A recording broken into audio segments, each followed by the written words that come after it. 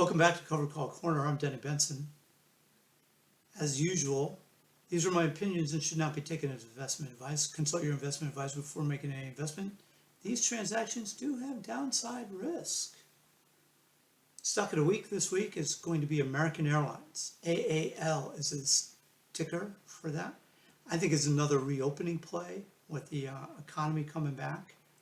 Last weekend they had the most travelers since the pandemic start a year ago.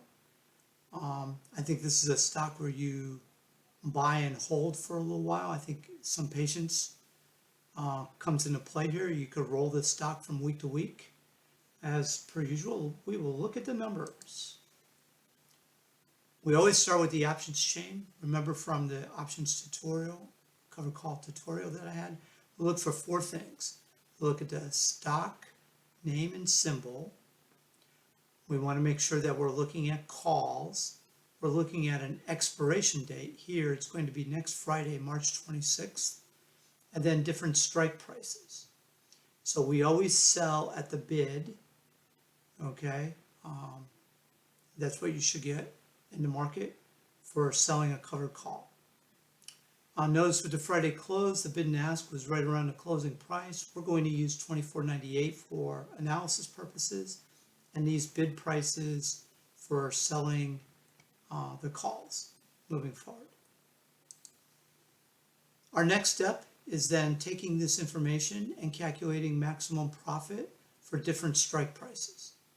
So here's the security, our purchase price, buying online, I have no commissions. So for buying 100 shares, it should cost us $2,498.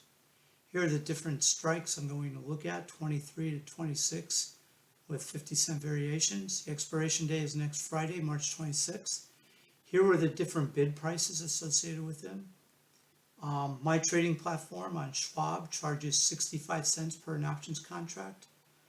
So when I buy the stock and then sell the call, I should get these net proceeds for selling the call. So my total amount invested is this column here. If the stock hits the strike price and gets taken next Friday without rolling it, then these are the net proceeds. Notice that it's about 20 cents less, and that accounts for the Securities and Exchange Commission fee for selling securities. And this is the maximum profit column. I'm looking at the 24 strike. It's going to net me a profit of about $35 on a $2,365 investment.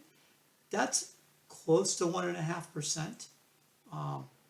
I think in a week, I think that's a great return on investment, and it's a conservative play as well, as we will see in the next chart. Okay, so here's kind of a quickie diagram for the 24 call. We're buying it at this price, $24.98, and our strike price is all the way down here to 24. So from $24 and above, I am not participating in any gains in American Airlines. So what I noticed in the last week of January, last week of February, the markets have had down weeks. Will that trend continue in March? I don't know. But this conservative way of looking at it, the stock can go down nearly 4%, and I'm still going to make almost 1.5%. The break-even price is all the way down to $23.65, which is a long way from $24.98, based on that 134 call price. So there's my break-even point. Anything less than that, then I will start experiencing losses associated with American Airlines. But I think this is a very conservative way of getting 1.5%, which for me is an adequate return. Let's compare calls at various prices. Here are the different strike prices and then the no call column. Those of you who've been following me week to week see this often. You can see that at the particular strike price, that's the maximum value for that week for that security. So if you can hit it right on, you're going to do fantastic. So, I'm hoping that American Airlines will finish between 24 and basically $25 is where I would want it to be. Um, so at 24, like I said, I'm making about 1.5%. If I was to write the 25 calls and it hits $25, just being up 2 cents, $81 on a $23.65 per share investment would yield me over 3%. So that's maybe a more aggressive. I'm taking a more conservative 1.5% approach, but that just shows you. But if I had just bought and held the stock and it went up to 2 cents, I would have only made $2. Here to cover calls, we're doing better than that. So, I think this is a wonderful opportunity. It kind of shows you the power of doing cover calls. Only if the stock zooms up to 27 and, then you wouldn't want to hold a call. You can make as much as $202. That's pretty significant. Because the highest strike I have on this table is $26. So, just again, 24 is kind of a conservative approach, but still getting a pretty good return of almost 1.5%. 25, more aggressive, about a 3% rate of return. That's very solid there too. All right, my thoughts. American Airlines is a reopening stock.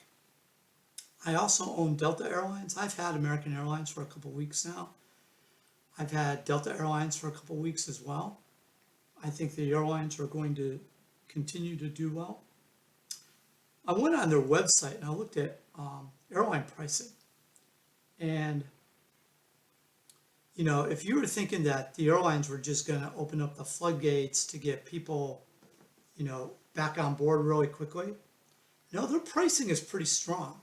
They're sensing that there's a strong demand from the American public to travel, and that people are willing to pay up a little bit to do that travel.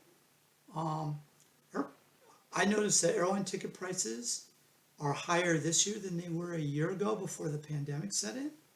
So I think the airlines are going to be quickly profitable cash flow wise by the end of the year. I think they're going to be doing very well, and that's going to reflect in the stock prices a lot. International travel will pick up significantly later in the year as countries open up to other countries for air travel. I think Europe and Asia will open up to Americans traveling there by probably maybe October, November. The U.S. may be open up to foreign travelers coming to the United States that have demonstrated that they've had the vaccine, maybe as early as July or August. So, and international travel is where the airlines really make money. Vaccination rates here in the U.S. is really driving this, but also vaccination rates are picking up around the world. Resolution of the AstraZeneca potential issues in Europe should get Europe back on track. AstraZeneca and J&J as one-shot vaccines could help in more developing countries like in Asia and in Africa for travel that way. So I think airline travel is just going to pick up a lot in the second half of 2021 and even more so in 2022. So I'm willing to hold and roll calls moving forward with my airline stocks. Please remember, this is my opinion only, and you get to make your own choices. But I've shown you some numbers that kind of show promising, I think. So in recent activity, reopening is doing well. Two recent stocks I've highlighted on Cover Call Corner, Carnival Cruise Lines and MGM Resorts from the last 2 weeks. I still hold those positions. I've rolled them another week. I've rolled the strike price up during this week up to $28.50 per share. I started out usually around 27. Now I'm up to $28.50. MGM started higher on Monday morning. It's the third straight pick that I've done that went up on Monday morning. We'll see if American Airlines continues that trend and goes up on Monday morning as well. But I ended the week with $40 strike calls for the next week. MGM closed right around $40.10. Made a nice profit, and I'm capturing the premium for next week, which was pretty significant, was about 2%. So, you know, I think the reopening play is going to do well. It's interesting that the long-term bond rates continue to climb. There were moments in time this week where the 30-year U.S. Treasury was above 2.5%. I think it closed around 2.42 on Friday. And the 10-year Treasury was up to over 1.75 at one point. I think it pulled back to about 1.69% on Friday. But this affects traditional stock valuation models. And it's had a real big impact on technology companies. So the stock valuation model is basically trying to take all the profits moving forward and use a net present value formula to kind of figure out, based on what the growth of the economy is moving forward. And with these increased interest rates, it's increased the denominators, thus lowering the overall net present value or the stock price projections for a lot of these big tech companies. That's why the NASDAQ is 6 or 7% off of its all-time high. I think the recovery is an early cyclical play. I think we're going to experience a bull market. How much of a bull market and how long it is to be determined. But I'm focusing my portfolio on the reopening. So that's my take for this week. I hope you enjoy my presentations. Please leave comments in the comment section after the video if you're so inclined. Please like my video if you like what you see. Consider subscribing if you think the messaging I'm providing week to week and the information I'm providing on cover calls. I try to get them out on Sundays, so before the Monday open, you can take action. If you're looking for basic investment advice, Derek Benson, my son, he provides a great YouTube channel based on that. I invite you to look at his videos, to subscribe to his channel as well. So there it is for this week. I hope that we have continued profitability in our trades. So until next time, thank you.